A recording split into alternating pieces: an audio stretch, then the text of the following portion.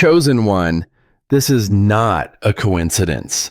You didn't just click on this video. You were summoned. Right now, as you sit there in the quiet of your home, heaven has hijacked your timeline. Stop what you are doing and listen closely, because what I am about to reveal in the next few minutes will either confirm the fire screaming in your soul or wreck every excuse you have been hiding behind. This is your final warning. Look at yourself right now. Maybe you are sitting in that old recliner with the TV muted. Maybe you are at the kitchen table with a cup of cold coffee, or lying awake at 2 a.m. with your phone glowing in the dark because sleep simply won't come anymore. You think that is random? You think a computer algorithm brought you here? No. The Creator rerouted everything your scroll, your restlessness, your insomnia to collide with this very word at this exact second. Understand this clearly. God does not interrupt accidents. He interrupts appointments. Esther chapter 4 verse 14 says, "You were born for such a time as this." Not someday, not eventually, but right now. And here is the part that is going to shake your foundation. January 26th and 27th are not just dates on a calendar. They are the answer to a question your soul has been whispering in the dark for years. The question you were too afraid to ask out loud. God, have you forgotten me? He has not. But what happens on those 2 days? What shifts? What closes? What heaven releases or withholds? Depends entirely on whether you have the ears to hear what I am about to tell you. In just a few moments, I will show you exactly why these dates are your final warning. But first, you must understand why the Father waited this long to speak. Your age? That is not a disqualification. That is credibility. Your pain? That is not a punishment. That is preparation. Your confusion is not abandonment. It is the sound of heaven clearing the noise so you can finally hear what truly matters.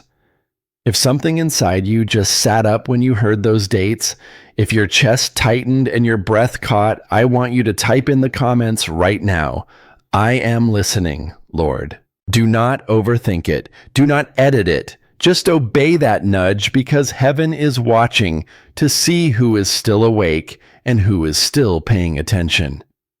And chosen one, you are. Let me tell you what nobody else will say out loud.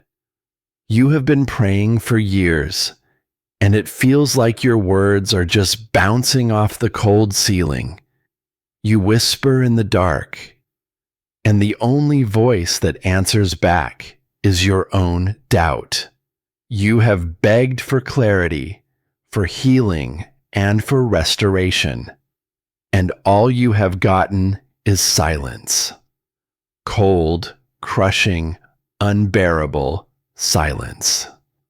Am I right? You thought maybe you said the wrong words. Maybe you did not pray long enough. Maybe you thought the Creator's line of sight moved past you to someone younger, someone stronger, or someone who still has their whole life ahead of them. But listen to me tonight. You thought heaven was ignoring you, but heaven was actually measuring you. Think about it. When you are standing on a subway platform at midnight and the train is late, real late, you start wondering if you should just give up and go home. That has been your faith life, hasn't it? You have been standing on the platform of promise for so long that your legs are tired and your hope is exhausted.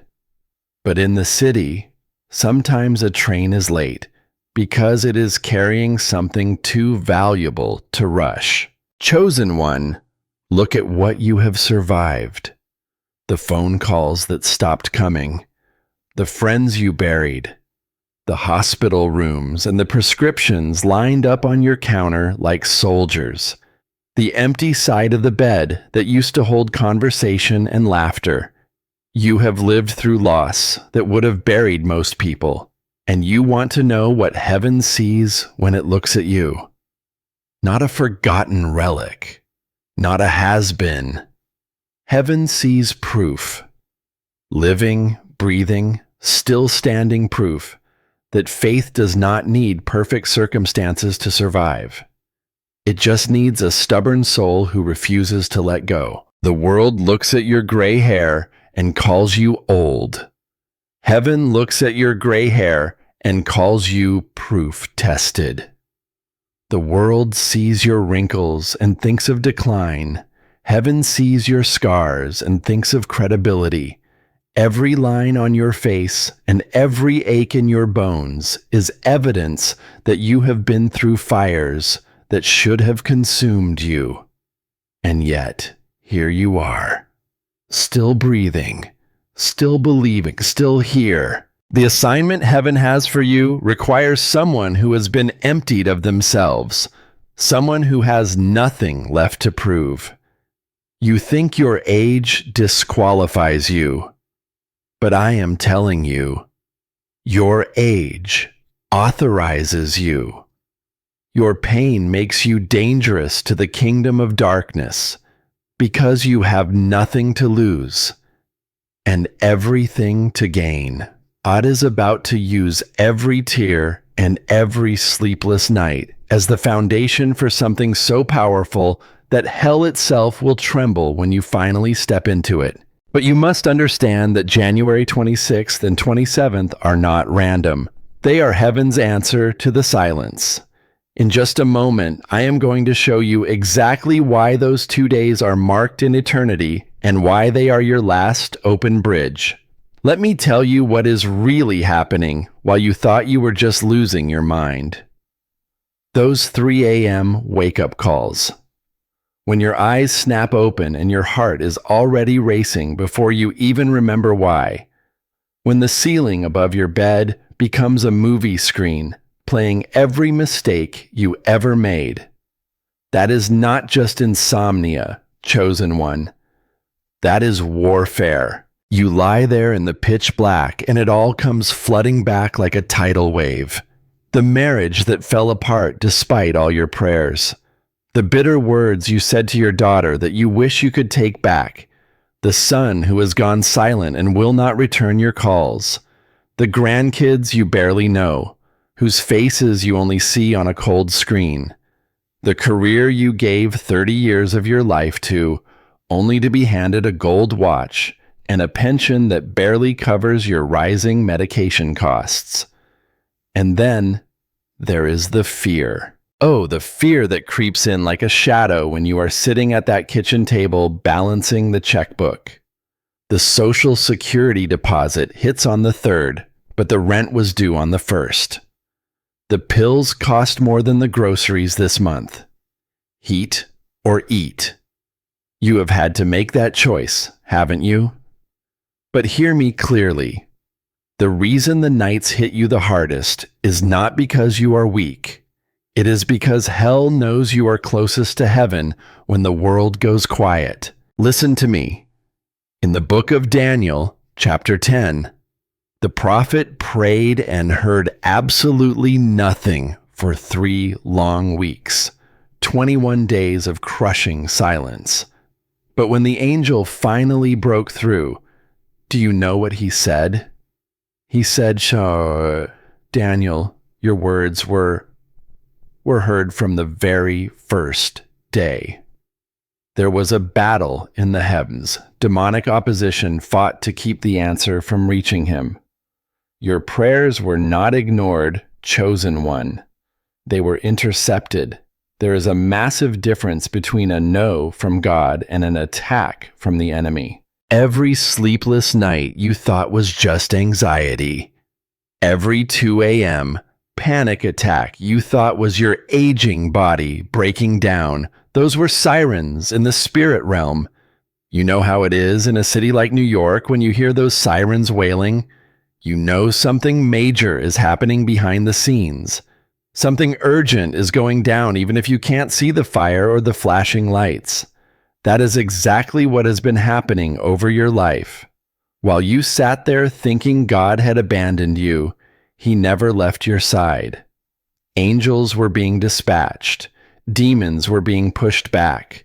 Prayers were rising like incense, and battles were being fought in places your physical eyes could never see.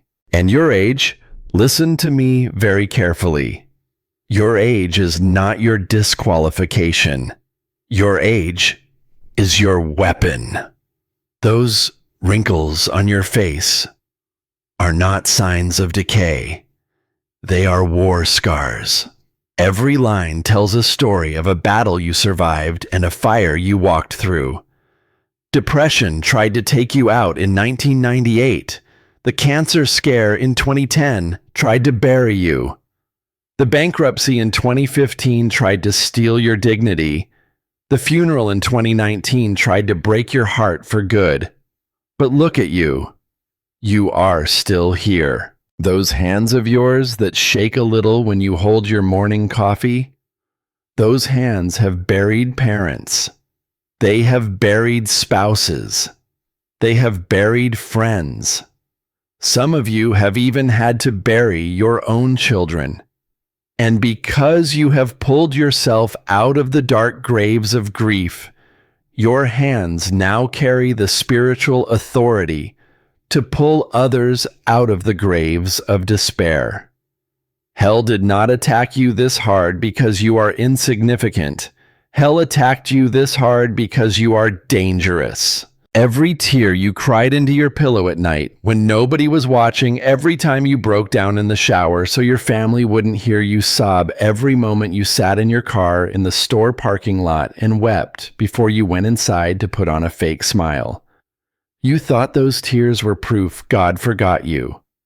In reality, they were evidence that you scared the kingdom of darkness. The enemy does not waste ammunition on people who don't matter. He does not deploy high-level spiritual attacks against folks who pose no threat to his plans. If your life has been this hard, it is because there is something inside of you that the enemy cannot afford to let loose. You are not broken. You are not forgotten. You are not too old to make a difference. You are under attack because you are about to break through. One word from your mouth carries more weight than 1,000 sermons from someone who has never suffered a day in their life. Your testimony is not just a story. It is a weapon that will shatter the chains of people you haven't even met yet. That is why he tried to silence you with shame. That is why he tried to bury you under the weight of regret. That is why he tried to exhaust you with sleepless nights and financial pressure. But January 26th and 27th are the dates when the atmosphere shifts. The warfare is breaking. The answer that has been fighting to reach you for years is finally breaking through the resistance. I am not talking about a nice theory.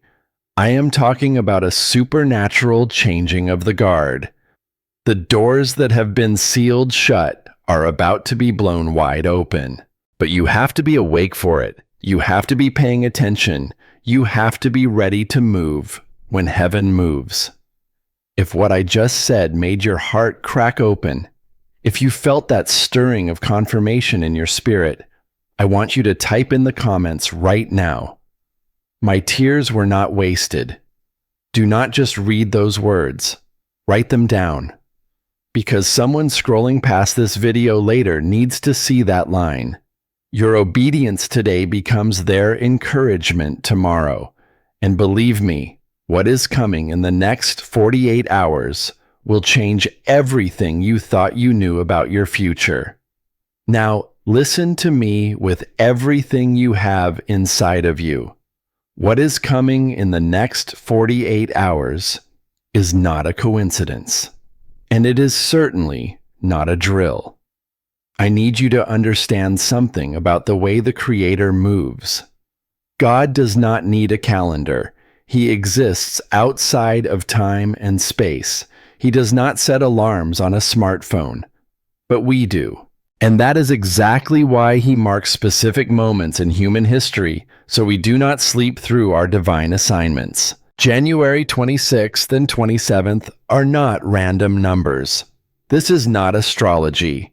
This is not some mystical superstition pulled from thin air. These 2 days represent a dividing line in your life. Think of the ancient stories of people standing at the edge of a great river. Behind them lay 40 years of wandering in a dry wilderness. Ahead of them sat the promised land. And between those two realities, one decision, one moment, one crossing. That is exactly where you are standing right now. For years, you have been circling the same mountain, you have been praying the same prayers and battling the same heavy doubts. You have watched the same doors stay shut, wondering if the Father still remembers your name. He does. But heaven has been waiting for you to stop asking when and start answering now. January 26th and 27th are your now. These are not just dates. They are a court date in heaven's courtroom. As I am speaking to you, verdicts are being written over your life. Verdicts over your family, your calling, and the dreams you buried deep because you simply got tired of hoping. And what happens in that courtroom? Whether those verdicts read released or withheld depends entirely on what you do with this final warning. So, let me be brutally clear about what this warning is not. It is not doom. It is not a message of panic. It is not a threat of punishment from a cold God. That is not the heart of your Father. But it is a final warning against something far more dangerous than disobedience. It is a warning against indifference. It is a warning against spiritual passivity, that slow, quiet drift into numbness, where you stop believing that anything can ever change for you. The scriptures say, even now, return to me with all your heart.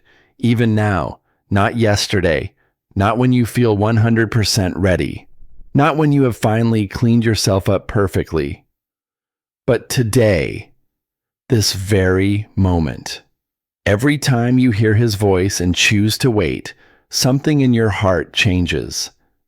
It becomes just a little harder to respond the next time. It becomes just a little easier to scroll past. It feels just a little safer to stay asleep. And that, chosen one, is the real danger. The danger is not that God will abandon you. It is that you will become so used to his voice that you stop recognizing it as an invitation. Let me give you a picture that you can hold on to. In a massive city like New York, sometimes one single bridge stays open late while all the others close down for repairs or traffic. If you miss that one open bridge, you are stuck. You sit there in your car, watching the city lights go out, knowing you had a way across, but you didn't take it. January 26th and 27th are that last open bridge in this season of your life. Not forever, but for this specific chapter. This is the window. This is the moment when heaven is holding the door open and saying, "Cross now." Do not wait until this bridge closes and you are left wondering what could have been. You need to feel the weight of this truth. You have lived too long and survived too much to treat this like another motivational video you forget by breakfast. This is not entertainment. This is not background noise while you fold your laundry. This is a divine interruption with your name written on it. Heaven marked these 2 days for you before you were even born, before your first heartbreak, before the loss that nearly killed your faith. God saw this exact second and said, "That is when I will speak to them." So what is God asking you to do on these 2 days? I am going to tell you exactly how to handle this assignment in the next part. I promise you this. It is much simpler than you think, but it is heavier than you realize. It is not complicated, but it is costly. It will cost you your pride. It will cost you your need for control. But before we get there, I need you to do something right now to seal this moment. I want you to type those dates in the comments. January 26th, 27th. I hear you, Lord. Do not type it for me. Do not type it for an algorithm. Type it as a covenant with heaven. Type it as a marker that says, I was here. I heard this. I am not letting indifference win this time. Because heaven is watching to see who is still hungry enough to believe that 2 ordinary days in January could become the turning point of their entire story. The question is simple. Is that you? Now listen to me closely, because what I'm about to give you is not a theory. This is practical. This is doable. And chosen one, this is exactly what heaven is asking of you on January 26th and 27th. God is not asking you to climb a physical mountain. He is not demanding you fast for 40 days or pray until your knees bleed. He knows your body. He knows your limitations. He knows the arthritis in your hands, the heaviness in your chest, and the fatigue that creeps in by noon. What he is asking is simpler than you think. But make no mistake, it carries eternal weight. Here is your assignment. 1 hour. That is it. 1 single hour each day on January 26th and January 27th. Set apart uninterrupted and undistracted time with God. Not while the TV is blaring in the background. Not with your phone buzzing every 2 minutes. Not squeezed between errands or doctor's appointments. 1 full hour where heaven has your complete attention. Morning or evening, you choose.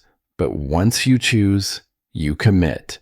Guard it like it is the most important meeting of your entire life, because it is. Hebrews chapter 4 verse 7 says, Today, if you hear his voice, do not harden your hearts. Today, not tomorrow when you feel more ready. January 26th and 27th are your today. Now here is what you are going to do during that hour. First, you are going to write a letter, but not to God. You are writing it to yourself. I want you to sit down at your kitchen table, the same table where you have solved family problems, made hard decisions, and signed papers that changed your life. And I want you to write what I call your final warning letter. But this is not a letter of fear. It is a letter of total release. Write it down. Name everything you refuse to carry one more day into your future. The shame over mistakes you made 30 years ago. The unforgiveness toward the person who walked out on you. The regret over words you did not say to your mother before she passed. The bitterness toward the child who stopped calling. Write every single thing you have been dragging like heavy chains. And then, chosen one, you are going to read it out loud to God. Not just in your head. Out loud. Let your voice break the silence of that room. Let the walls hear it. Let heaven record it. And when you are finished, you are going to tear that letter into pieces, rip it, shred it, throw it in the trash. Because 2 Corinthians chapter 5 verse 17 declares, "The old has passed away, behold the new has come." On those 2 days you are drawing a line in the dirt and saying, "This far and no further." Second, you are going to stand in the gap for one person, just one. A child, a grandchild, or a friend who has lost their way. Someone whose face keeps showing up in your mind at 3 a.m. when you cannot sleep. You know who I am talking about. You have been carrying them quietly for years. On January 26th and 27th, you are going to pray for them like you have never prayed before. You are going to intercede. You are going to stand between them and whatever darkness is circling their life. And you are going to speak life and breakthrough over them. Ezekiel chapter 22 verse 30 says, I sought for a man among them who should build up the wall and stand in the breach before me. God is looking for someone who will stand. Chosen one, that someone is you. Think about the most important decisions you have ever made. Where did they happen? They happened around a kitchen table. That is where you sat with your spouse and decided to buy your first home. That is where you laid out the bills and figured out how to make it through the lean years. Treat January 26th and 27th like that. Heaven is sitting across from you right now. The paperwork of your destiny is spread out between you and God. What you sign in those quiet hours, what you agree to, and what you surrender will determine what unfolds in the months ahead. This is a kitchen table covenant, and God is waiting for you to pull up a chair. What you do in those hours will echo louder in heaven than any sermon you have ever heard. Heaven does not measure volume, it measures obedience. Your 1 hour of silence will shake the throne room more than 1,000 prayers shouted in a crowd. Your letter of release will break chains that have held your family for generations. So, here is what I need from you right now. If you are willing to commit to that 1 hour with God on January 26th and 27th, type in the comments, I will meet you at the table. Do not hesitate. Do not overthink it. Your fingers typing those words is your covenant with heaven. It is your yes. The clock is ticking, and what you decide in the next few seconds will determine whether you enter those 2 days as a passive observer or as an active participant in your own destiny. The table is set. The chair is pulled out. Heaven is waiting. Will you meet him there? Listen to me, chosen one. I need you to hear something that is going to shatter a lie you have been carrying like a heavy backpack for years. You think your best days are behind you. You think your time has passed because your knees ache, your hair has gone gray, and your hands shake when you pour your morning coffee.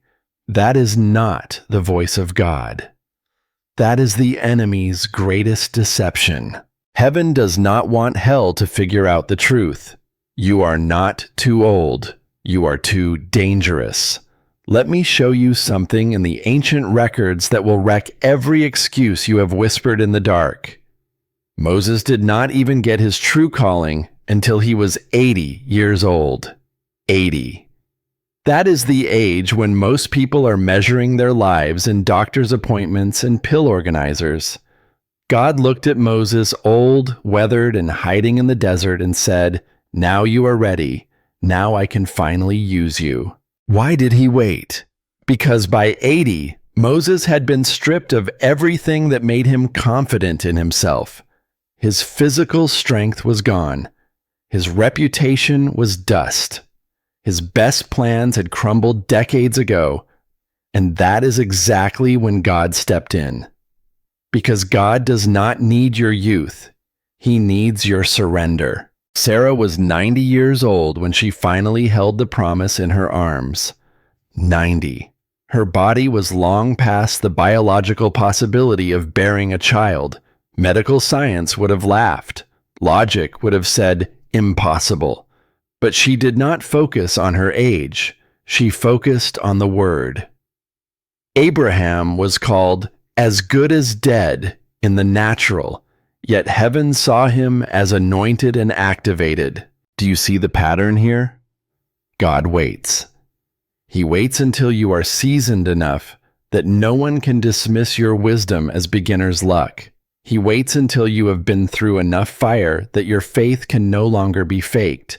You have survived things that younger people only read about in history books. You lived through wars, weathered recessions, and buried people you loved. You endured betrayals that would have destroyed weaker souls, and yet you are still here. That is not an accident.